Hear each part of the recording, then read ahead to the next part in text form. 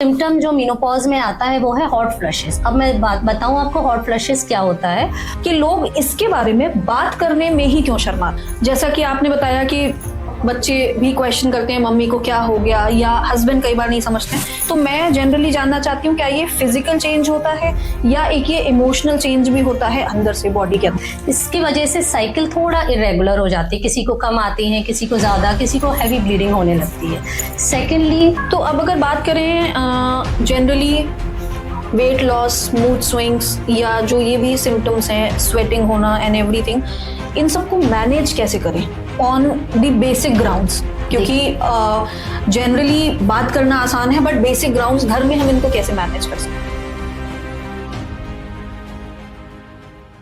एक अहम सवाल आप सबसे, खास तौर से उन पुरुषों से जो अपनी अपनी महिलाओं को सपोर्ट करते हैं, क्या आप मेंस्ट्रुअल साइकिल या उनकी प्रेगनेंसी या उससे रिलेटेड बहुत सारी जो बीमारियां होती हैं, क्या आप उस बारे में बात करते हैं कभी? जहां तक है मैं जानती हूं, बुंदेलखंड एक ऐसा क्षेत्र है जहां पे हम बातें करने से शर्माते हैं। तो आज मैं वही टॉपिक आप सबके समक्ष लेके आई हूं, मेनोपॉज, जिसमें आपकी शादी को 20 से 25 साल लगभग हो चुके होते हैं, लेकिन तब भी हम उसको कहीं ना कहीं डिस्कस करने में शर्माते हैं। तो आज हम उस टॉपिक पे बात करेंगे जिस पे लोग अक्सर बात करना नहीं चाहते। सो हेलो एवरीवन, कैसे हैं आप सभी लोग? Welcome to Bundeli spirit. Hope करती हूँ आप सब अच्छे होंगे। आज हम सब मेनोपॉज के बारे में बात करेंगे। बहुत गंभीर टॉपिक है, बहुत विशेष टॉपिक है, एंड उनके लिए खास तौर से जो इस पे बात नहीं करते। हमारे बीच में है डॉक्टर दिव्या अग्रवाल जी, तो उनसे हम बात करेंगे और इसके बारे में जानेंगे कि कितना इम्पोर्टेंट है इस समय में अपनी महिलाएं या बीवियों के लिए या अपनी बहनों का, अपनी मदर्स का ध्यान रखना। Hello ma'am, welcome to Bundeli spirit. मस्त है। बहुत इंपॉर्टेंट टॉपिक पे आज हम बात करने वाले हैं। गंभीर टॉपिक है ये, मे बी कहीं ना कहीं हम बोरिंग ना साउंड हो, लेकिन ये टॉपिक बहुत जरूरी था। बहुत अच्छा टॉपिक है मेनोपॉज। जैसे मैं अभी 40+ हूँ, I am in my perimenopausal age group, और कुछ सिम्टम्स इस एज में स्टार्ट हो जाते हैं। जैसे मेनोपॉज आपने बताया, जिसके बारे में लोग बात नहीं करना चाहते हैं। जनरल टर्म मेनोपॉज क्या होता है वह मैं समझाती हूँ। जब महिला का 1 साल तक माहवारी नहीं आती है तो उसे मेनोपॉज कहते हैं। लोग इसके बारे में इसलिए नहीं बात करते क्योंकि इसकी जानकारी नहीं है, इसके सिम्टम्स क्या होते हैं, हेल्थ इशू क्या होती है, तो इसका डिस्कशन कोई नहीं करता है। दूसरा, जनरेशन साइलेंस था। हमारी दादी नानी लोगों ने कभी नहीं बताया कि इस उम्र में 40 के बाद 50 में क्या होता है, तो इसलिए न्यू जनरेशन्स इतना डिस्कस नहीं करते हैं। थर्डली, ये भी देखा गया है कि विमेंस को ये लगता है कि अगर हम बोलते हैं हमें मेनोपॉज आ गया है तो सोशल स्टिग्मा लगता है कि हम बूढ़े हो गए हैं। तो ये एक भ्रांति है कि लोग इसको खुल के बातचीत नहीं करते हैं। तो जैसा कि अपन नॉर्मली मेंस्ट्रुअल साइकिल पे आजकल बात होने लगी है, तो मैं चाहती हूँ बुंदेली स्पिरिट के माध्यम से मेनोपॉज पे हम जितनी ज्यादा बात करें और जितनी ज्यादा जानकारी अपने बुंदेलखंड या जो भी हमें सुन रहा है उनको दे सकें, तो हमारे लिए एक छोटा सा एक इन्वॉल्वमेंट होगा फॉर एनवायरमेंट। बिल्कुल। तो सबसे पहले बात करते हैं, इसी क्वेश्चन से शुरू करते हैं कि जैसा कि हमने बात करी कि लोग इसके बारे में बात करने में ही क्यों शर्माते हैं। देखिए, हमारे हिंदुस्तान कल्चर में ये कहा गया है कि फीमेल्स के बारे में ज़्यादा डिस्कशन नहीं करते हैं ड्यूरिंग पीरियड्स, प्रेगनेंसी, मेनोपॉज। इसे प्राइवेट, घर का मामला कहते हैं, पब्लिकली डिस्कस नहीं करते हैं। तो ये एक प्रॉब्लम है हमारी सोसाइटी की कि ये फीमेल्स की जितनी भी प्रॉब्लम्स हैं उसको ढांकने की कोशिश करते हैं। ये एक बड़ी प्रॉब्लम है। सेकेंडली, हमें इतना अवेयरनेस नहीं है इसके बारे में। थर्डली, फीमेल्स 40 के प्लस थोड़ा सा उनका कॉन्फिडेंस लूज हो जाता है क्योंकि उनको वो सिम्टम्स आते हैं, वो उनको टैकल नहीं कर पाती है। उनको लगता है कि ये मुझे एक प्रॉब्लम है, पर ये एक नेचुरल प्रोसेस है, एक ट्रांजिशन है, हर फीमेल को फेस करना होता है। जब वो 40 इयर्स के बाद उसके जो हार्मोन्स होते हैं, एस्ट्रोजन, प्रोजेस्टेरोन, थोड़ा लोअर साइड हो जाते हैं। इसके वजह से उनका थोड़ा मूड स्विंग, एंजाइटी, डिप्रेशंस, ये चेंजेस आने लगते हैं, जिसको जो जनरल समाज है, उनके परिवार वाले, उनके बच्चे ही उन्हें समझ नहीं पाते। अरे मम्मी को क्या हो गया, ये इनको क्या हो गया, ये इतना गुस्सा क्यों करने लगी है। और उस समय सबसे ज्यादा फैमिली को, उनके बच्चों को, उनके इन लॉज को समझना बहुत जरूरी है।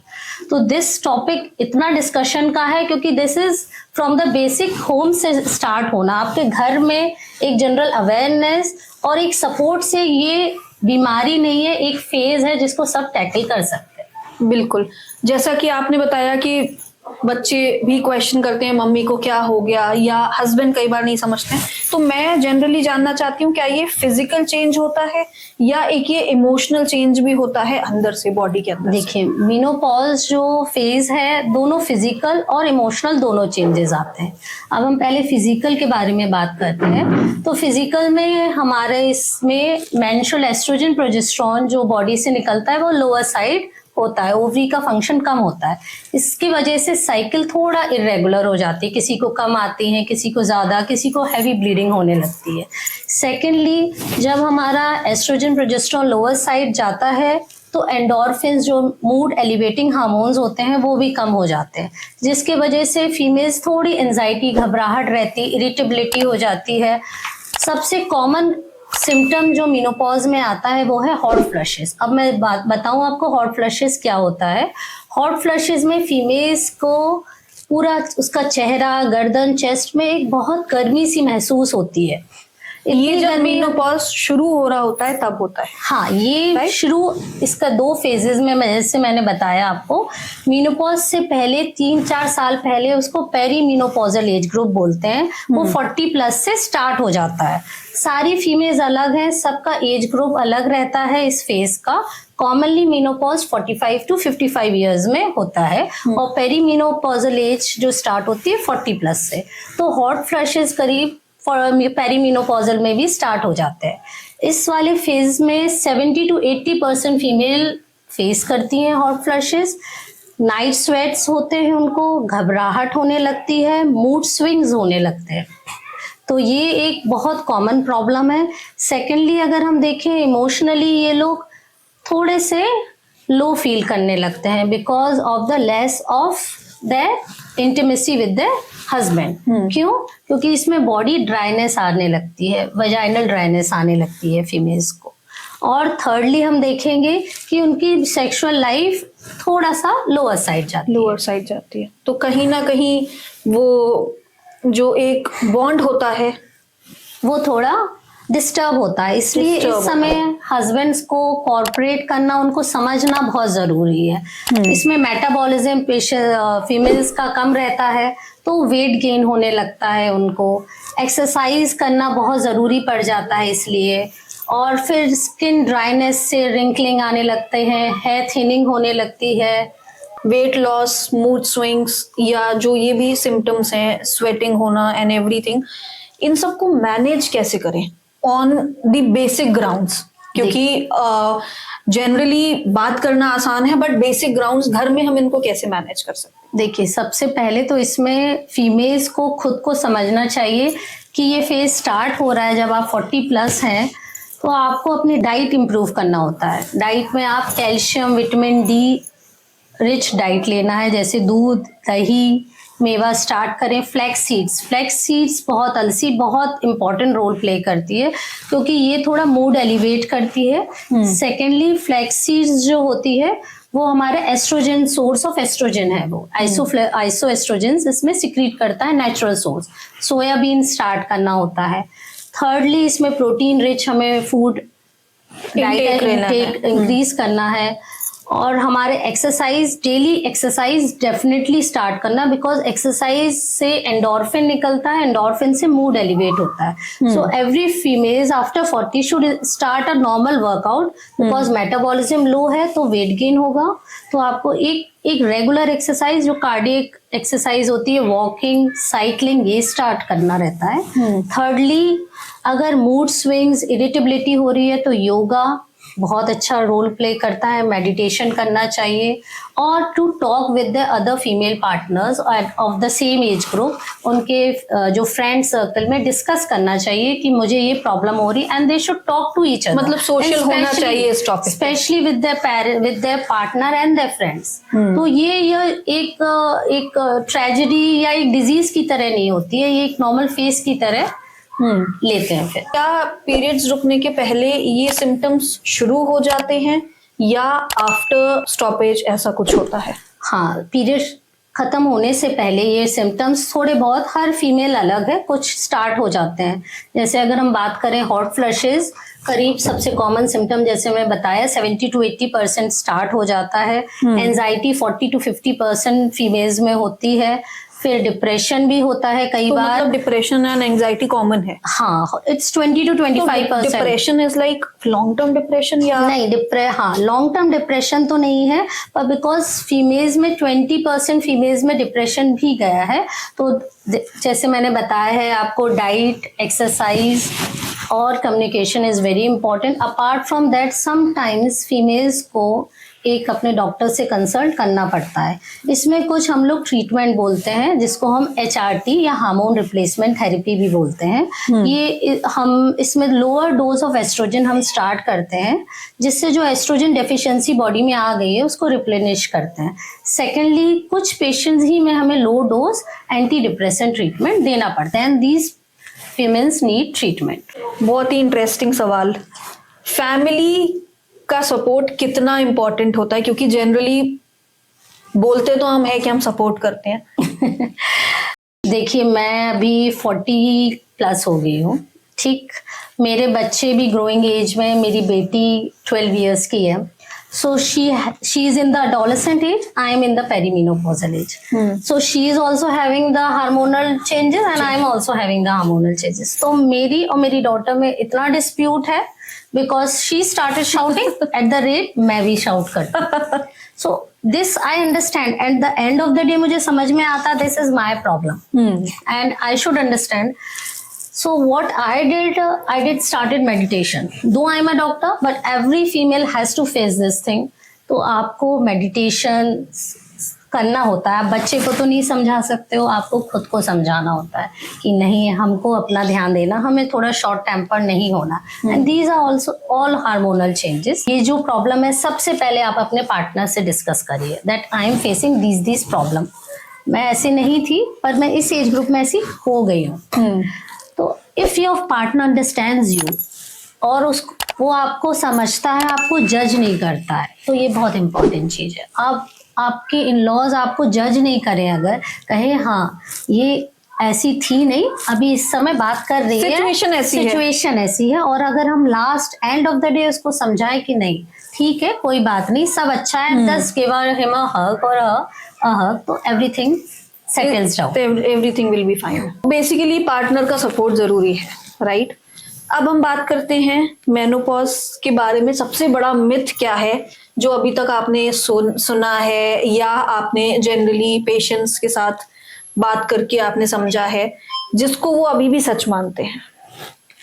मेनोपॉज, जैसे लोग कहते हैं कि महीना खत्म हो गया, महिला की रिप्रोडक्टिव पोटेंशियल खत्म हो जाती है। रिप्रोडक्टिव पोटेंशियल खत्म मतलब सेक्सुअल लाइफ खत्म हो जाती है। ये बहुत बड़ा मिथ है। सेक्सुअल लाइफ ज़रूर ख़त्म हो जाती है इसमें रिप्रोडक्टिव पॉइंट से, पर हस्बैंड वाइफ को ये समझना चाहिए कि इंटीमेसी या सपोर्ट उससे बढ़कर है और पार्टनर को इसका इंटीमेसी बने रहना चाहिए। तो ये प्रॉब्लम फेस करती हैं फीमेल्स। सेकेंडली ये रहता है कि मेनोपॉज 1 या 2 साल का पीरियड का होता है, ये गलत फहमी है। मेनोपॉज एक ग्रेजुअल प्रोसेस है, वो विथ नेचुरल ट्रांजिशनल फेज है, इसको टाइम लगता है। हर फीमेल का मेनोपॉज का पीरियड डिफरेंट रहता है। तीसरा, लोग ये सोचते हैं कि मेनोपॉज के सिम्टम्स हर महिला को बहुत सीवियर होते हैं, पर ये गलत बात है। हर महिला को अलग अलग अपने हिसाब से सिम्टम्स रहते हैं, किसी को ज़्यादा, किसी को कम। थर्डली, मेनोपॉज में जिसको सिम्टम्स आ रहे हैं वो HRT या ट्रीटमेंट लेने से घबराता है, वो सोचता है इसके बहुत साइड इफ़ेक्ट्स हैं, पर ये भी मिथ है, क्योंकि HRT की स्टडीज जो पहले करी गई थी वो 60+ लेडीज में करी गई थी। तब ये पाया गया था कि हार्मोन ट्रीटमेंट से एंडोमेट्रियल और ब्रेस्ट कैंसर इंक्रीज होता है। पर जो अगर हम प्रॉपर टाइम से और सिलेक्टेड पेशेंट्स में हाई रिस्क पेशेंट्स हटा के, हाई रिस्क विमेंस हटा के अगर हम proper HRT with lower dose start करते हैं तो इसके रिस्क सबसे कम होता है। मतलब आप लोग ये स्पेशली समझिए कि मेनोपॉज हो गया है तो आपकी लाइफ खत्म नहीं हुई है, और खुल के जिए, मैम का ये कहने का मतलब है। मैं ये कहूंगी आप 40+ के बाद अपने आप को टाइम दीजिए। आप प्रॉपर आप जाइए, पार्लर जाइए, अपने आप को रिफ्रेश करिए, क्योंकि आपकी बॉडी अब रिक्वायरमेंट चाहती है। और ये बिल्कुल मत सोचिए कि हम बूढ़े हो गए हैं, बिल्कुल ये सोच हटा ही देना है कि हम बूढ़े हो गए हैं। मेनोपॉज को स्मूथ रखने के लिए जब हम इस पीरियड से गुजर रहे हैं, जनरली क्या डाइट करनी है, या हम कहें कि डाइट और एक्सरसाइज का क्या रोल है इन अ सिंपल वे? देखिए, मेनोपॉज के फेज के सिम्टम्स को रेगुलाइज करने के लिए protein rich diet, calcium, vitamin D, isoflavones, omega 3 fatty acid rich foods, fibre rich diets, ये सब हमें अपने में इंक्लूड करना होता है। जो फीमेल्स पहले मिल्क नहीं लेती हैं, 40+ के बाद उन्हें डेली 1 ग्लास ऑफ मिल्क सुबह शाम लेना चाहिए, रेगुलर। Okay. फिर हमने देखा है कि वर्किंग इतना रहता है, क्योंकि फैमिली को सपोर्ट करना, सब कुछ रखना है, तो फिर अपना ध्यान भी नहीं दे पाते हैं, तो इसकी वजह से और डिफिशिएंसीज होने लगती हैं। एक्सरसाइज को regular half an hour walking sufficient होगा। हाफ एन आवर वॉकिंग से क्या होता है, मूड एलिवेट हो जाता है। थर्ड हम देखेंगे कि अगर विमेंस मेडिटेशन योगा अगर 15 मिनट्स भी रेगुलर करते हैं, जिससे जो एंजाइटी, इरिटेबिलिटी या मूड स्विंग्स आ रहे हैं वो कम हो जाते हैं। ओके, अब अगर हम HRT, एक टर्म मैंने सुना था, जनरली मैं भी एक कॉमन पब्लिक में से हूँ तो मैं भी नहीं जानती हूँ, HRT इज सम ट्रीटमेंट, और ये सेफ है, होता है क्या? पहले तो आप HRT क्या होता है मुझे और मेरी ऑडियंस को बताएं। HRT इटसेल्फ डिफाइन कर रहा हार्मोन रिप्लेसमेंट थेरेपी।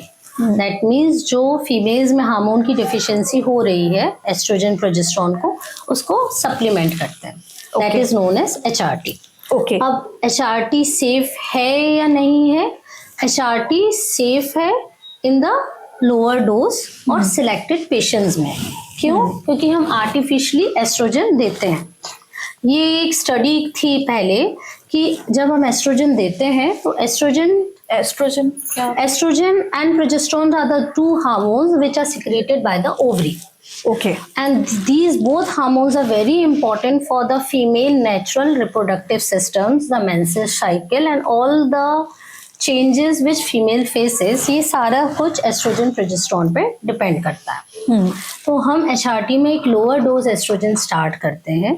एस्ट्रोजन इसलिए स्टार्ट करते हैं कि जो सिम्टम्स डिफिशिएंसी से ड्राइनेस, मूड स्विंग्स, जो प्रॉब्लम्स, हॉट फ्लशेस जो आ रहे हैं, तो वो इससे रिकवर हो जाते हैं। ओके, अच्छा, आप जैसे सवाल था कि ये रिस्की है या नहीं, जो मैं बता रही थी कि एस्ट्रोजन रिसेप्टर्स जो ब्रेस्ट, सेकेंडली यूट्रस में होते हैं, इसकी वजह से लिंक कहा गया है कि ब्रेस्ट कैंसर या यूट्राइन कैंसर हो जाता है। पर ये गलत स्टडी थी, क्योंकि 60+ में हुई थी। लेटेस्ट हमें पेशेंट्स या विमेंस को सिलेक्ट करना है, उनका रूल आउट करना है कि ये patient is suitable for these drugs, तो हम लोअर डोज में उन सिलेक्टेड विमेंस को ये स्टार्ट कर सकते हैं। ओके, अब अगर हम बात करें रिलेशनशिप्स की, तो पर्सनली रिलेशनशिप पे कितना इम्पैक्ट करता है मेनोपॉज? क्योंकि ये एक आफ्टर शायद 20-25 इयर्स ऑफ मैरिज होता है, तो कहीं ना कहीं हस्बैंड की expectations too high and ladies की सिचुएशन आप बहुत अच्छे से जानती है, तो कितना इम्पैक्टफुल होता है कि मेनोपॉज इन मैरिज सिचुएशंस या रिलेशनशिप? देखिए, इसके दोनों पॉजिटिव नेगेटिव दोनों फेज हो सकते हैं, depends on the couple, husband and wife. Negative impact क्या है कि फीमेल्स का रिप्रोडक्टिव सिस्टम लोअर साइड जा रहा है, so they have less of libido, मतलब सेक्सुअल इंटीमेसी, उनका डिजायर थोड़ा कम होता है। This should be understand by the husband. अगर वो पति समझता है कि अभी female is not ready for it, then there is no problem. Okay, ठीक है। पर अगर हस्बैंड नहीं समझते हैं कि ये उसका हार्मोनल चेंजेस है, इस वजह से वो ऐसे रिएक्ट कर रही है, अगर वो नहीं समझता तो there is a problem between husband and wife. इसलिए कहीं 40 clashes हाँ होंगे। क्लैशेस होंगे। 40 after 40 there are so many cases of divorce and all because of this sexual life intimacy decreases in this age group. एक ma'am हमारी audience के लिए question है कि हर एक वुमेन को या हर एक फैमिली मेंबर को आप मीनोपॉज के बारे में क्या एक सजेशन देना चाहेंगी जो वो अपनी लाइफ में फॉलो करें? मैं पूरे समाज को, हस्बैंड वाइफ सबको ये मैसेज देना चाहती हूँ कि मेनोपॉज ये बीमारी नहीं है, एक ट्रांजिशन फेज है, ये हार्मोनल चेंजेस है। इसमें हस्बैंड, स्पेशली हस्बैंड और फैमिली मेम्बर्स को समझना चाहिए कि जो महिला है इस फेज में गुजर रही है, उसका सपोर्ट करना चाहिए, उसमें आत्मविश्वास भरना चाहिए, उसको जिस तरीके से आप छोटी छोटी चीज़ों से मदद कर सके उसे घर में बाहर, तो उसको ज़रूर करना चाहिए। और कभी उसे ज़रूरत होती है मेडिकल ट्रीटमेंट की या काउंसलिंग की तो डेफिनेटली डॉक्टर के साथ जाके उसकी मदद करिए। तो आशा करती हूँ कि आप सबके सवालों के जवाब मैंने जहाँ तक है बखूबी दिए होंगे और इस टॉपिक को गंभीरता से लीजिए, अपने पूरे परिवार के साथ बैठ के देखिए ये एपिसोड को, बहुत ही महत्वपूर्ण एपिसोड है। एंड आपके लिए कहीं ना कहीं लाइफ में हम जो फेस कर रहे होते हैं उसके लिए ये समय बहुत इंपॉर्टेंट होता है। वाइफ को अगर हस्बैंड का सपोर्ट मिल जाए तो उनकी लाइफ बहुत अच्छी हो जाती है, ट्रस्ट मी। तो हस्बैंड्स, आप लोग के लिए ये थोड़ी सी जिम्मेदारी बढ़ जाती है कि इस मोमेंट में अपनी वाइफ का सपोर्ट करें और बाकी हैप्पीली एवर आफ्टर वाली कहानी लिखिए। तो मिलते हैं नेक्स्ट एपिसोड में आपसे, तब तक के लिए नमस्ते।